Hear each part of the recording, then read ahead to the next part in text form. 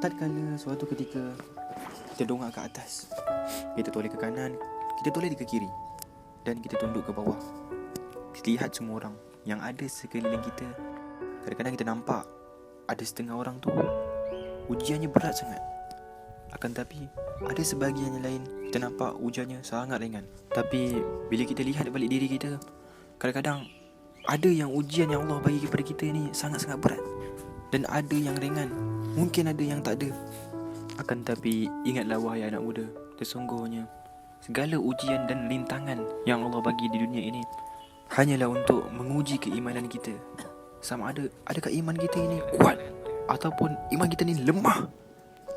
Maka sesungguhnya kalau iman orang tersebut kuat, maka tidak ada masalah untuk dia menghadapi ujian tersebut.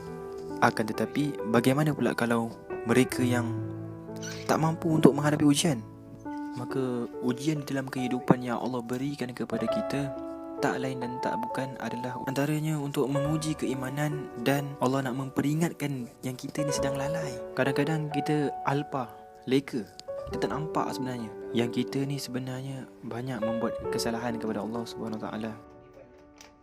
Ada setengah orang dia leka dan dia lalai dengan duniawi. Akan tetapi bila ditimpakan ujian oleh Allah Subhanahu Wa Taala, maka dia tak mahu nak terima. Maka ini adalah salah satu iqab. Maka ini adalah satu balasan daripada Allah Subhanahu Wa Taala yang tak lain dan tak bukan adalah untuk memberi peringatan kepada kita supaya kita kembali kepadanya semula. Maka janganlah sesekali dia rasa macam tak mahu terima.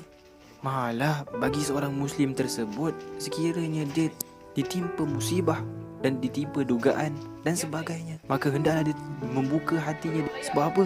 Sebab bersyukur. Kenapa perlu bersyukur? Kerana Allah masih sayangkan kita. Allah masih sayangkan kita, maka dia memperingatkan kita supaya kita kembali kepadanya semula. Dan yang paling teruk sekali, ada setengah orang dia suuzon kepada Allah SWT, bersangka buruk dengan Allah SWT. Maka ini adalah benda yang paling tak baik sekali. Sebagaimana dalam hadis qudsi, an Abi Hurairah radhiyallahu anhu qala Rasulullah sallallahu alaihi wasallam yaqulu Allah ta'ala, ana inda zanni 'abdi bi wa ana ma'ahu idza dzakarani fa in dzakarani fi nafsi dzakartuhu fi nafsi wa in dzakarani fi mala'in dzakartuhu fi mala'in khairin minhum wa in taqarraba ilayya shibran taqarrabtu ilayhi dhira'an wa in taqarraba ilayya dhira'an taqarrabtu ilayhi ba'an wa in atani yamshi ataituhu harwala. Sayyidina Abu Hurairah radhiyallahu anhu berkata, Nabi Muhammad SAW bersabda bahawa Allah SWT berfirman, aku melakukan sesuatu terhadap hamba-Ku sebagaimana sangkaannya terhadapku. Apabila dia mengingatiku, maka aku akan bersamanya. Jika dia mengingatiku di dalam perhimpunan, maka aku akan mengingatinya dalam perhimpunan yang lebih baik, iaitu perhimpunan para malaikat. Sesungguhnya seseorang hamba yang menuju ke arahku sejengkal, maka aku menuju ke arahnya sehasta. Jika dia datang kepadaku sehasta, maka aku akan datang kepadanya sedepa. Jika dia datang kepadaku dengan berjalan, maka aku akan mendatanginya dengan berlari. Sadaqah Rasulullah SAW. Maksud hadis tadi adalah, sekiranya seseorang itu ingin menghampiri Allah dengan amalan yang soleh, maka Allah akan lebih menghampirinya dengan rahmat dan pertolongannya. Maka jika kita didatangi dengan ujian, pelbagai-bagai ujian yang sakit dan menyakitkan, maka itu tak lain dan tak bukan semuanya adalah rahmat daripada Allah.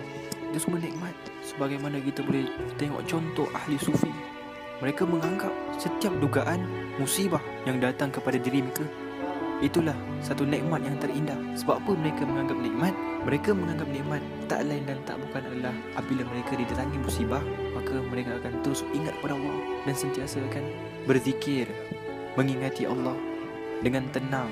Maka antara adab-adab bila kita melihat orang yang terkena musibah, bila seseorang itu dikenakan musibah, maka tak lain tak bukan ada dua perkara je kenapa dikenakan musibah ke atas dirinya. Yang pertama adalah untuk dinaikkan darjatnya, dan yang kedua adalah kadang-kadang banyaknya dosa. Akan tetapi apabila kita melihat orang itu terkena musibah, maka kita kena menganggap yang Allah SWT ingin menaikkan darjat beliau.